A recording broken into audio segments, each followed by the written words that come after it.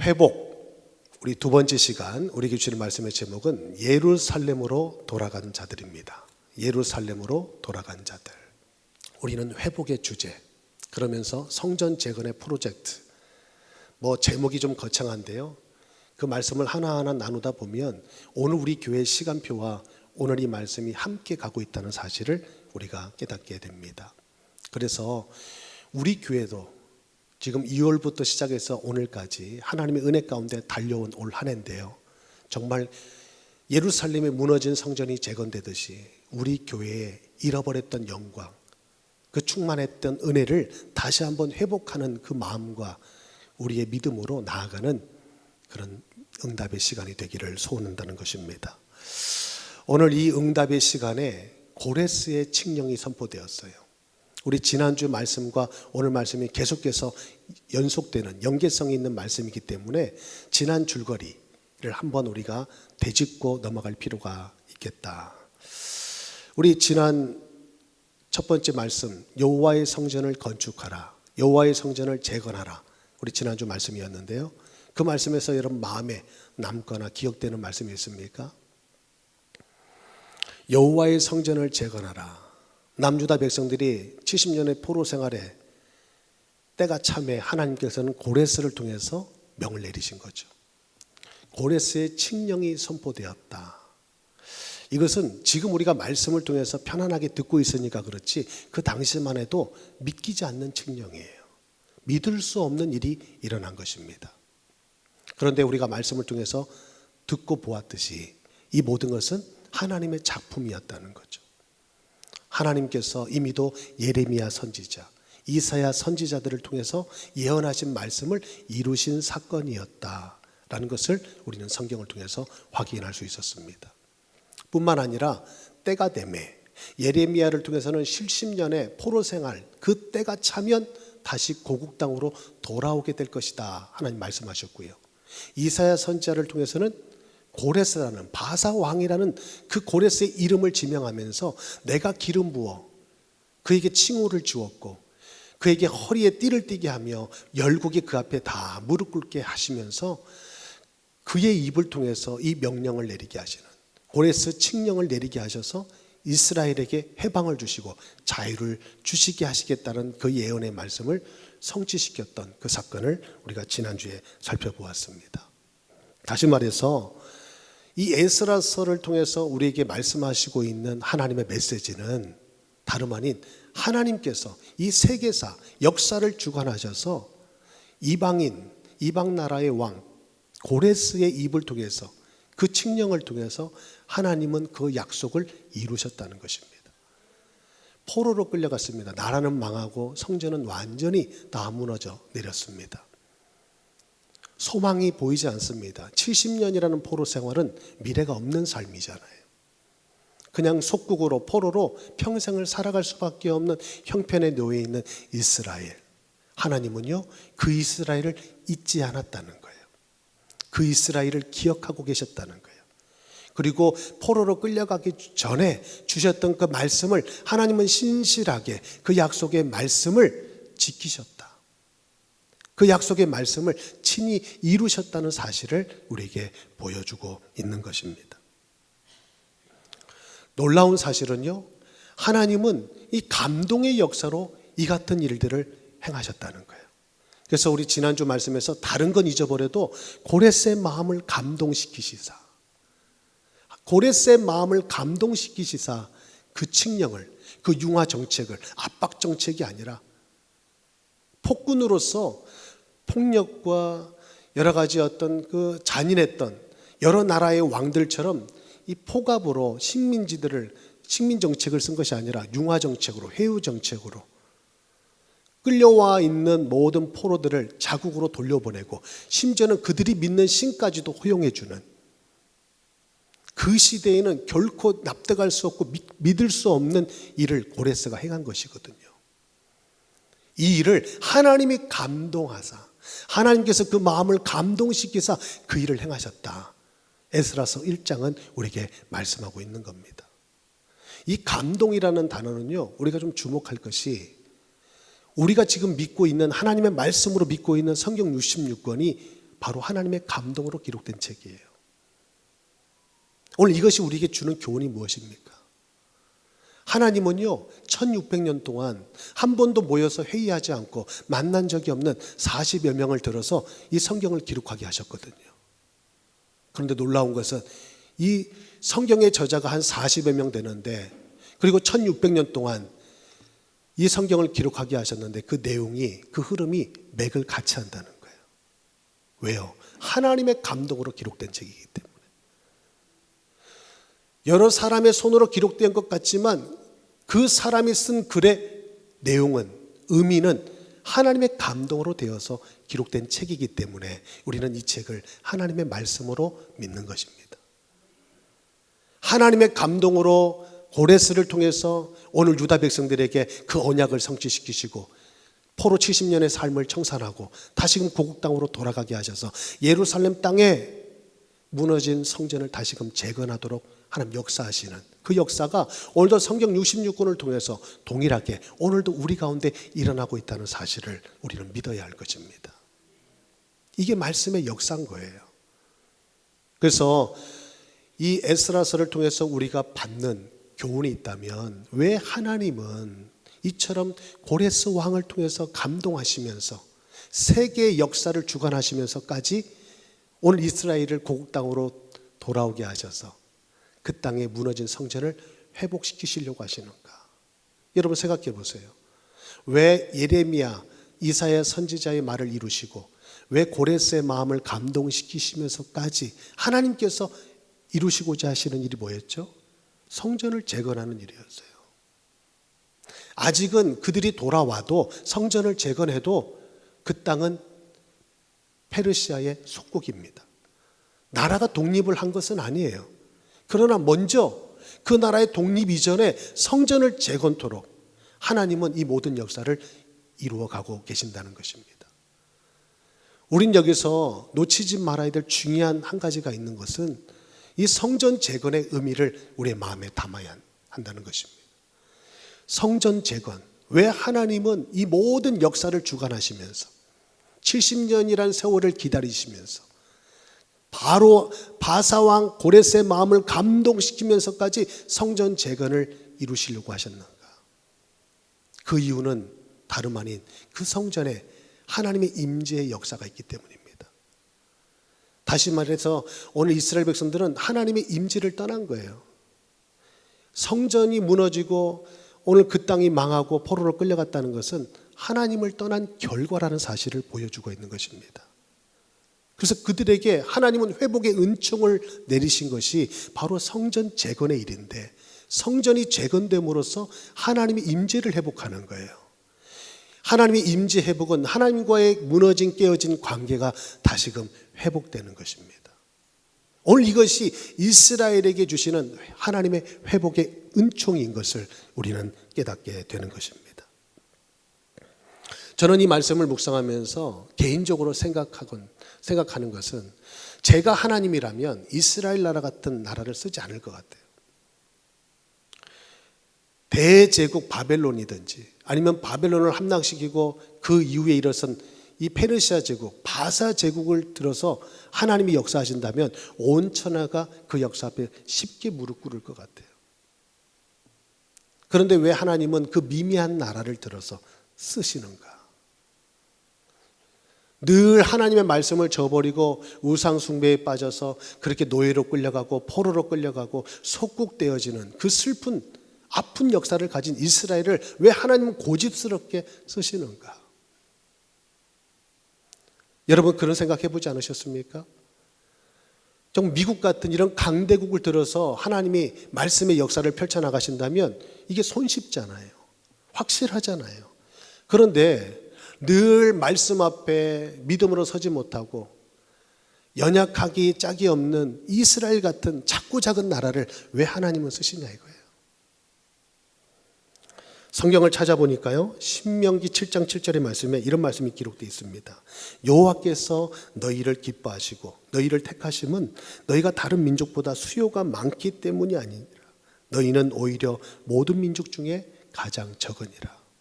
하나님은 그 민족이 가장 적음을 모르지 않으세요. 그 민족이 연약함을 하나님 모르지 않으세요? 그런데 하나님은 그 나라, 그 백성들을 택하셨다는 거예요.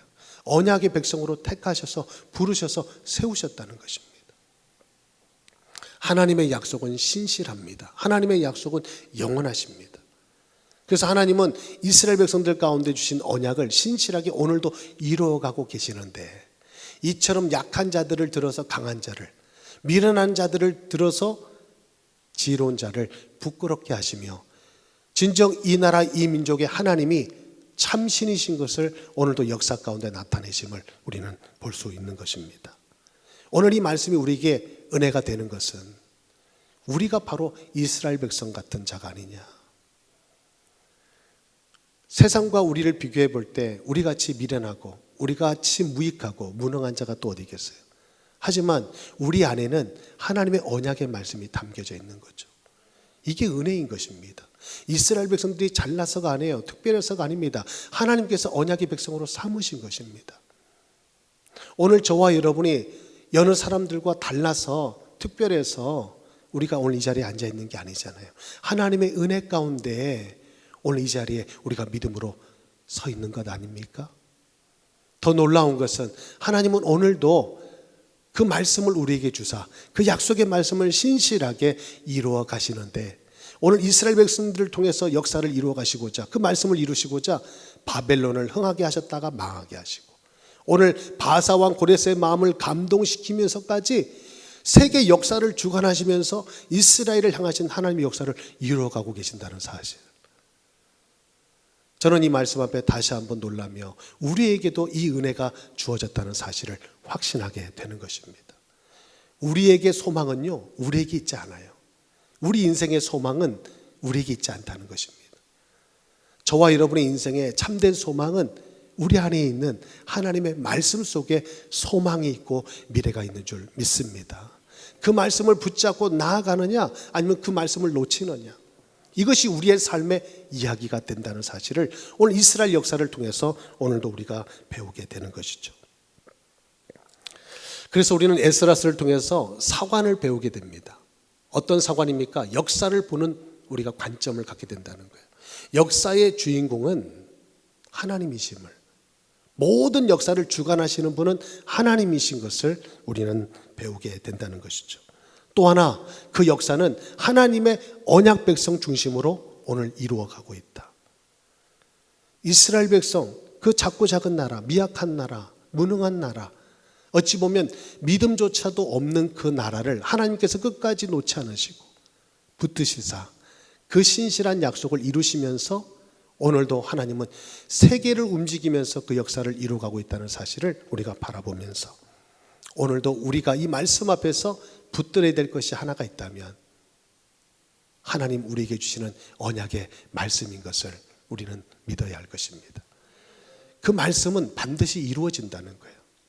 70년의 포로 생활 중에 몇이나 그 말씀 속에 소망을 두었을까요? 그럼에도 불구하고 오늘 역사가 우리에게 보여주는 것은 하나님의 말씀은 이루어진다는 거예요. 오늘 이것이 오늘 이 성경의 말씀을 통해서 우리가 얻을 수 있는 가장 큰 교훈인 줄 믿습니다. 재미난 것은요, 오늘 말씀을 통해서 에스라서 1장의 말씀을 우리가 계속해서 지금 마무리를 짓고 2장으로 넘어가는데, 그 이유는 좀 이따가 말씀을 좀 드리겠습니다. 여러분, 고대 근동의 수많은 전쟁 역사를 보게 되면 언제나 전쟁에서 이긴 나라는 정복한 나라의 신을 가져와서 자기 나라의 신상에 그 신을 두었어요. 다시 말해서 고대 근동의 전쟁의 역사는 신들의 전쟁이었다는 것입니다. 우리가 믿는, 우리나라가 믿는 신과 저 나라에 믿는 신과의 전쟁이었다는 거예요. 그래서 전쟁에서 진 나라는 그들의 신전이 무너지고 신이 빼앗겨서 이긴 나라의 그 신상 앞에 놓여지는 거예요. 그래서 그 나라의 신을 함께 우리의 신이 섬기며 운명을 같이 한다는 것입니다. 그래서 모든 전쟁사에서 전쟁에 이긴 나라는 그 나라를 무너뜨리고 신전을 부수고 그 신전 안에 있는 신상을 가져갔는데, 유독 이스라엘 나라에만 신상이 없는 거예요. 신상이 없으니까 뭘 가져갔어요? 우리 에스라서 1장을 우리가 마무리해서 봤는데 그릇들을 가져갔다. 그래서 오늘 마지막 말씀에 보면은 세알바살, 이름이 세스바살이죠. 예, 세스바살 그 총독을 고레스가 세워서 바벨론에 의해서 함락당할 때 신전에서 그 성전에서 빼앗아갔던 그릇들과 함께 돌려보내는 장면이 나오거든요, 마지막에. 그런데 오늘 말씀을 통해서 우리가 오늘 2장의 말씀으로 들어가기 전에 이 마지막을 좀 짚고 넘어가는 것은 바벨론에 이스라엘이 함락을 당하고 70년의 포로 생활을 끝내고 다시금 예루살렘으로 돌아오는 이스라엘 백성들의 걸음 속에 이 그릇이 빼앗겼다가 그릇이 돌아오는 장면을 왜 굳이 성경은 기록하고 있냐 이거예요. 이스라엘 나라에는 신상이 없잖아요. 죽은 우상을 믿는 나라가 아니니까. 살아계신 하나님을 섬기는 이스라엘이니까요. 그래서 그 성전 안에 신상이 없었던 거죠. 그래서 하나님께서 말씀하셨던 성전의 기구들, 제사의 기구들이 놓여져서 그것들이 이제 그들의 눈에는 그릇들로 보이는 거죠.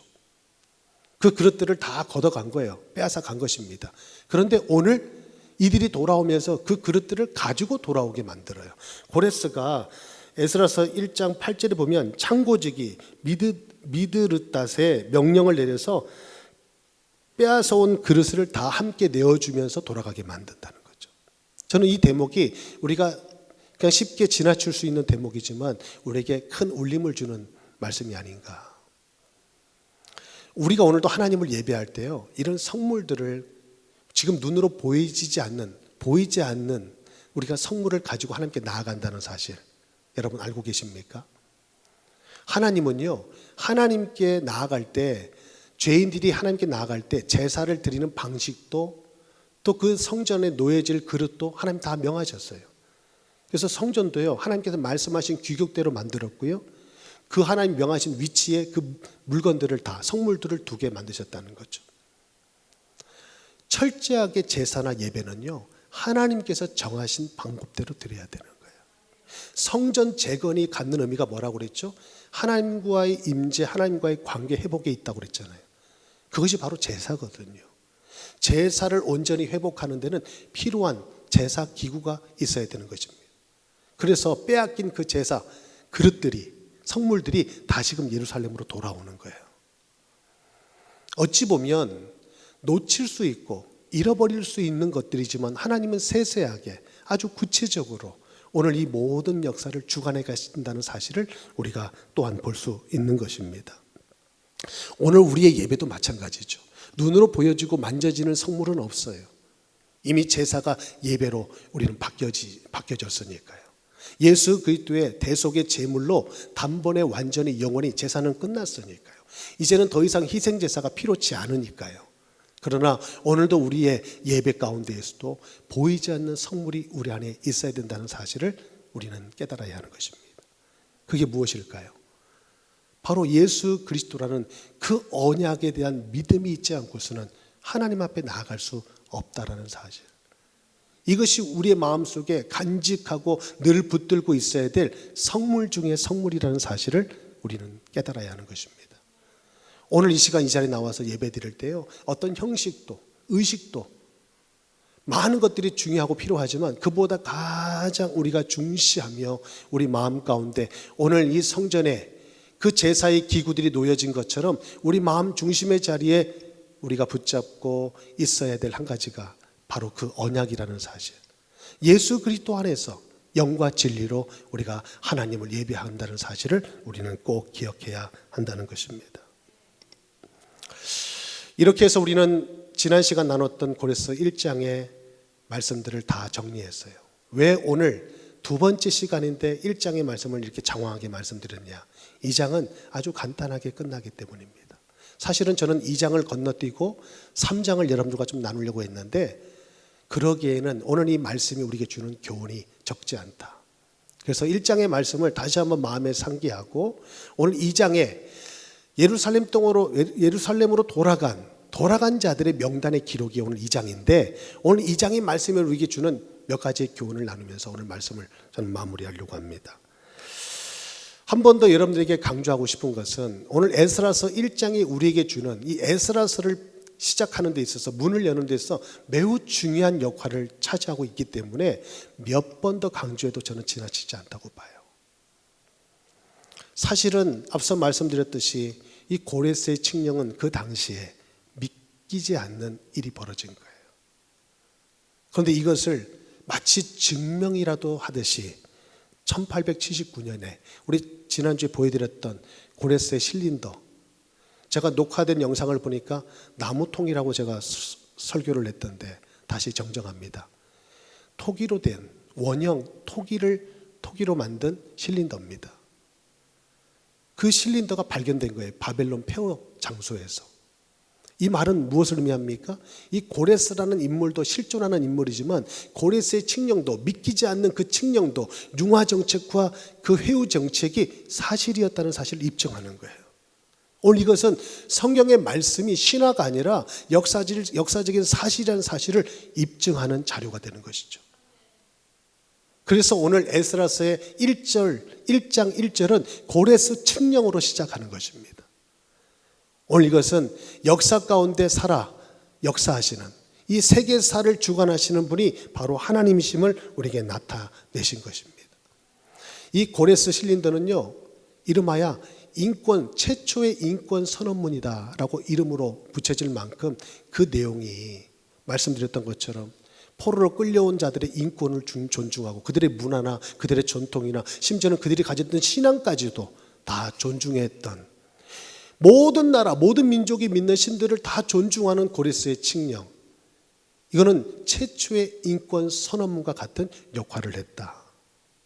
우리가 좀 기억할 만한 대목이 아닌가 싶습니다. 뿐만 아니라 고레스뿐만 아니라 유대 백성들에게 하나님은 동일한 감동을 주셨어요.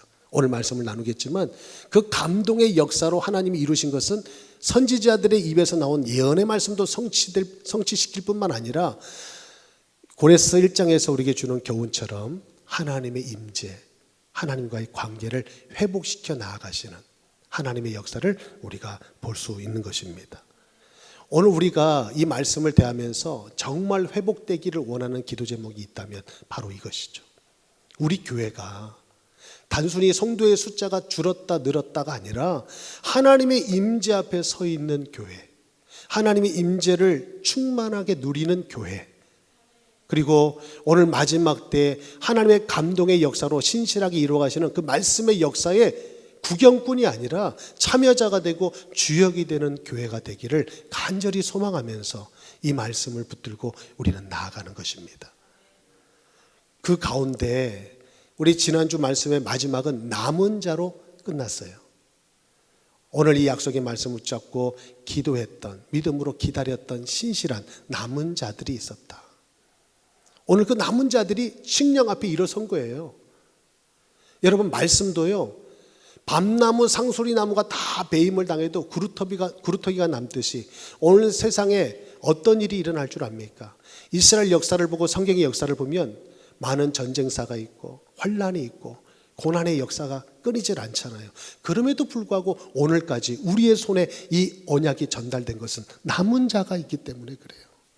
성경은요, 언제나 어디서나 시대마다 그 남은 자를 주목하고 있다는 거죠.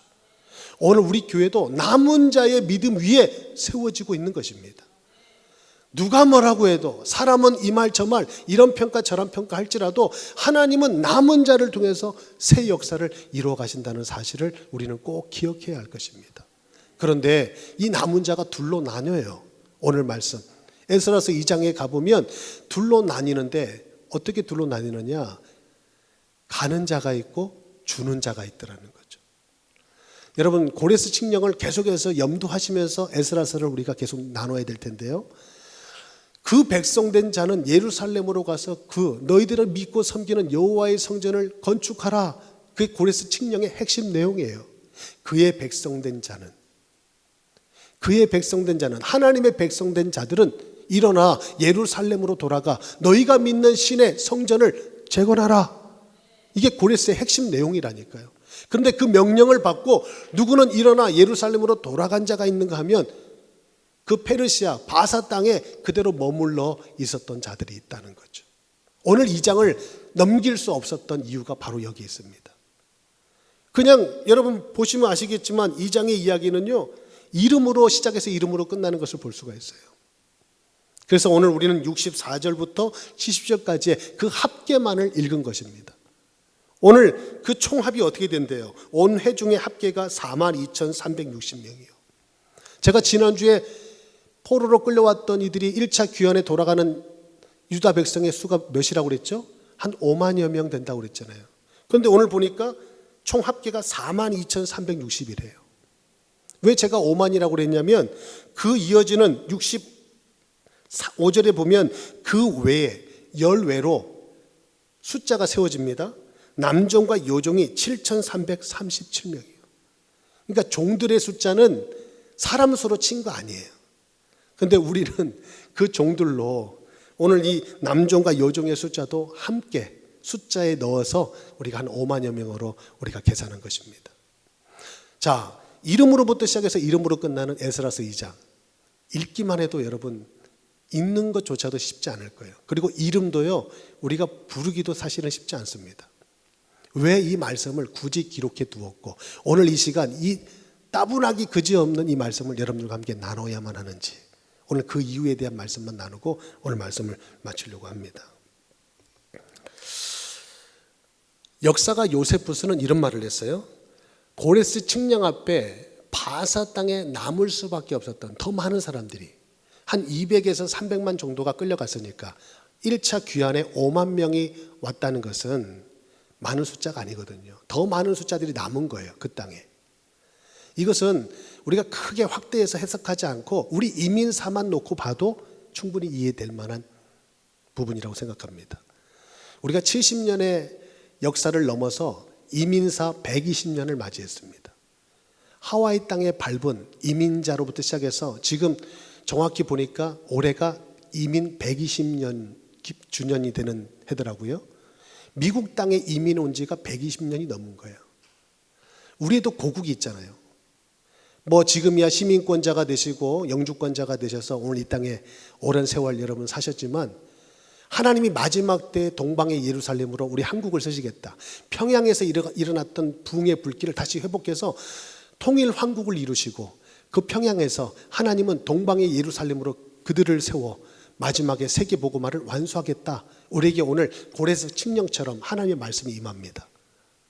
그래서 너희는 평양으로, 아니 한국으로, 서울로 돌아가서 하나님의 성전을 재건해라. 우리에게 명령이 떨어진다면 오늘 이 말씀에 여러분 아멘하고 일어서서, 지금은 비행기라도 타고 가고 배라도 타고 갈 수 있죠. 이 말씀에 우리가 반응할 자가 과연 몇이나 되겠냐 이거예요. 여러분 그때도 마찬가지예요. 포로로 끌려와서 70년 세월을 지냈습니다. 여러분 유대 민족이 어떤 민족인 줄 아시죠? 그거 역사의 자료를 보니까요, 그들은 포로로 와서 비참한 삶을 살지 않았대요.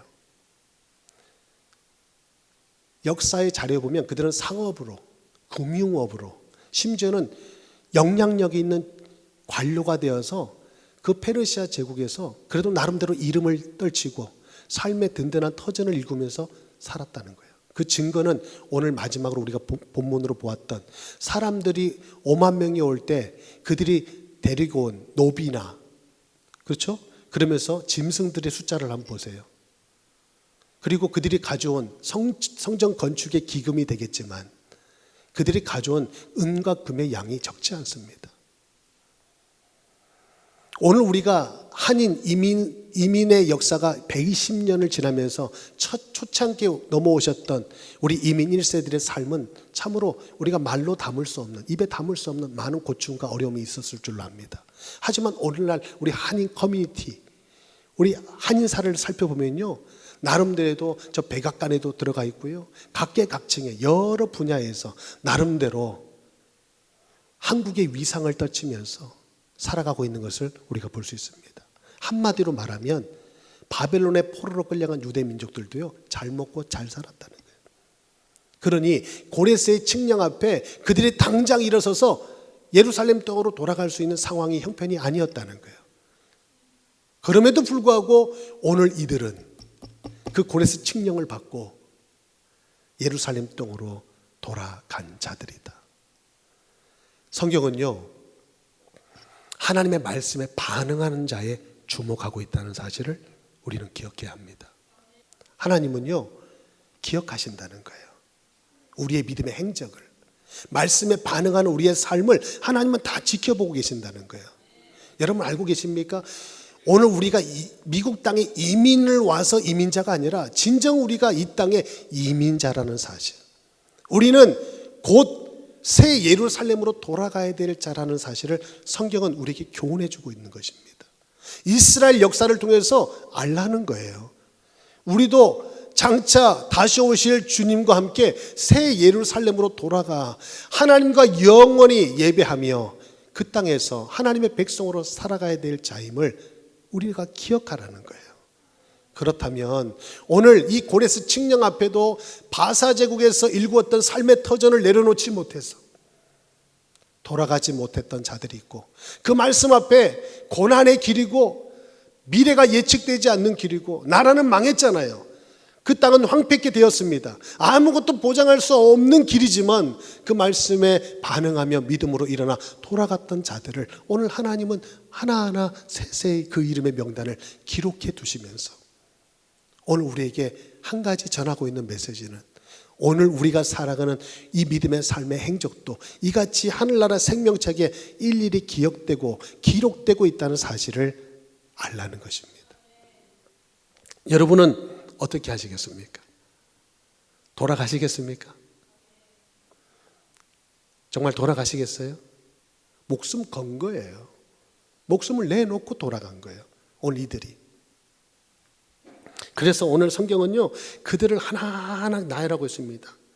2절 이하의 3절까지는 지도자들을 먼저 언급하고요, 그 다음에 평민들의 자손들의 이름을 언급하고요, 그리고 또 좀 이해가 되진 않지만 21절부터는요 지역 사람들의, 한 사람의 이름을 거명하는 게 아니라 지역, 베들레헴 사람들, 느도바 사람, 아나도 사람들, 뭐 이렇게 지명을 대면서 그 사람들을 하나하나 열거하고 있어요. 그리고 36절에는 제사장들, 성전의 사역자들의 이름을 다 나열하고 있죠. 레이 사람들, 문지기들, 느드님 사람들. 느드님 사람이라는 것은 바쳐진 자라는 뜻을 가진 종을 말하는 겁니다. 그러니까 성전에서 봉사하기 위해서 바쳐진 자들, 그 당시에 노예라고 볼 수 있죠. 그런 자들도 돌아가는 거예요. 생각해 보세요. 여러분, 돈 많은 사람도 돌아가는 게 어렵지만요, 이렇게 가서 다시 노예 생활을 하고 성전에 바쳐진 자로 봉사해야 될 사람은요, 이것이 찬스잖아요. 돌아가지 않으면 자유의 몸으로 살아갈 수 있는 길이 열린 것 아닙니까? 그런데 왜 이들이 다시 돌아가냐 이거예요. 오늘 성경은 이들을 놓치지 않고 기록하고 있습니다.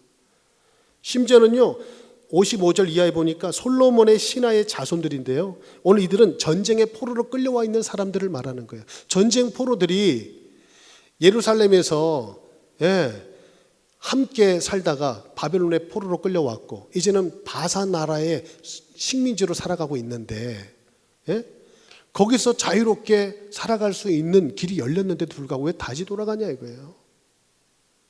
이해할 수 없는 일이 벌어지고 있는 거예요.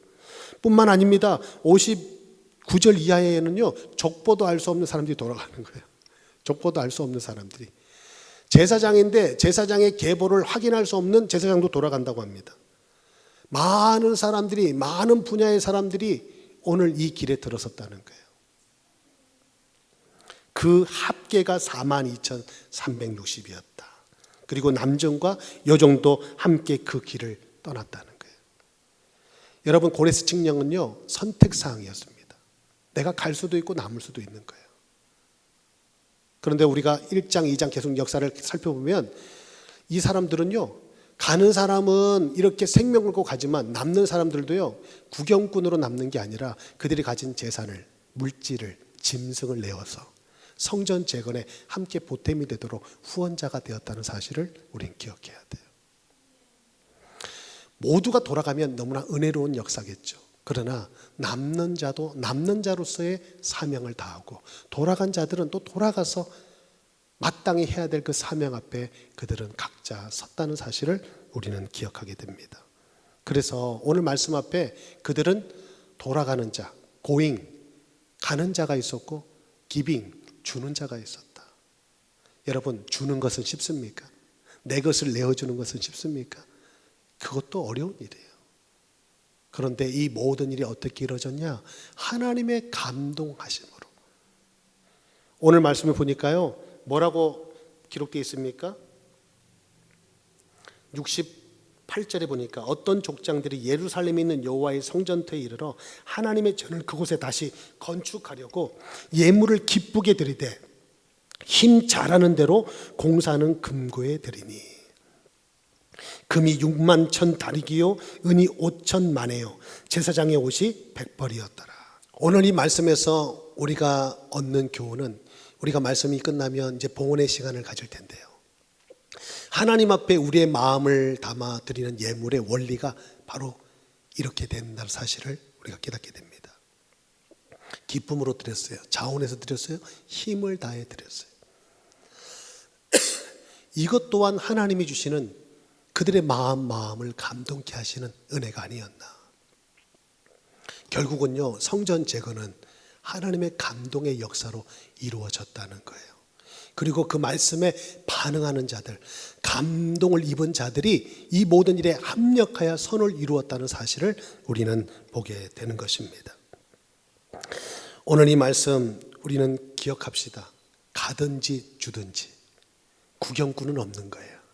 열애자는 없는 거예요.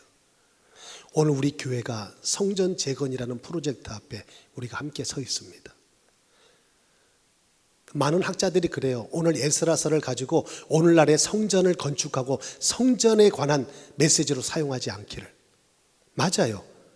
오늘 저는 그런 마음은 추워도 없습니다. 그러나 분명한 것은 하나님의 임재를 회복하고 하나님의 영광을 다시금 회복하는 데는 우리가 이 일에 함께 해야 된다는 사실만큼은 분명하다는 것입니다. 여러분, 우리 교회 너무도 은혜롭지 않습니까? 이분 저분이 하나같이 이구동성으로 저에게 들려주시는 말씀은 목사님 교회가 너무 좋다는 거예요. 마음이 너무 평안하다는 거예요. 기쁘다는 거예요. 저는 그분들의 말씀을 다 들으면서 내 마음에 드는 생각은 우리 교회가 너무 행복하다. 부족한 말씀이지만 예배가 끝나고 나면 또 풍성한 예찬이 우리를 기다리고 있고, 메꾸고 채워서 우리 마음이 하나가 되도록 연결짓게 하시는 하나님의 은혜가 우리 교회를 붙들고 계시는 걸 느껴요. 그런데 여기서 머무르면요, 사람이 하는 일로 그치게 될 겁니다. 간절히 바라는 것은 이번 9월 10월을 통해서 저는 하나님 앞에 간절히 기도해요. 새벽마다 그 마음들이 서로 하나 되어지고 연결되어지는 마음들이 하나가 되어 하나님과 하나가 되기를 원합니다. 우리가 서로 사이가 좋고 마음이 좋고 하면요, 좋아요. 그런데 우리 교회라고 하는 것은 사람들의 모임이지만 사람들의 모임으로 끝나지 않잖아요. 우리의 마음이 모아지고 하나가 되어 하나님과 하나가 되어질 때 우리 교회는 하나님이 역사하시는 교회가 될 줄 믿는 것입니다. 이것을 위해서 성전을 재건하는 거예요. 먼저는 우리 안에 믿음의 성전을 재건하고 그 말씀 앞에 반응하며 가든지 주든지, 여러분 교회 회복을 위해서 여러분 몸과 마음과 시간과 모든 것을 들여서 앞장서는 분들이 있습니다. 그렇지 못한 형편이라면 여러분의 삶을 드리고 물질을 드리고 또 기도로 함께 해야 될 사명이 우리 앞에 있는 줄 믿습니다. 오늘 이 시간 이 말씀을 기억하면서 결코 돌아가는 길이 쉽지 않아요. 험난한 길일 수밖에 없어요.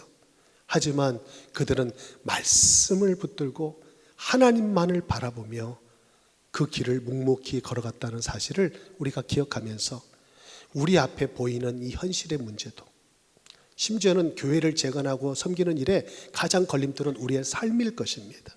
당장은 먹고 사는 문제, 또 우리의 생업의 문제, 자녀의 문제, 여러 가지 우리의 삶의 터전을 일구었던 모든 문제들이, 오늘의 안녕을 이루고 평안을 가져다 준 모든 것들이 때로는 오늘 예루살렘으로 돌아가야 될 그 믿음의 걸음에 걸림돌이 되었다는 사실도 우리가 기억하면서 우리의 삶의 최우선순위가 무엇인가, 새 예루살렘으로 돌아가야만 하는 영원한 이민자의 삶을 살아가는 우리가 이 땅에서 과연 어디에 마음을 두고 어디에 우리의 초점을 맞추어 살아가야 되는지 성경은 우리에게 교훈해 주고 있다고 믿습니다. 여러분, 오늘 이 말씀에 구경꾼이 되지 마세요.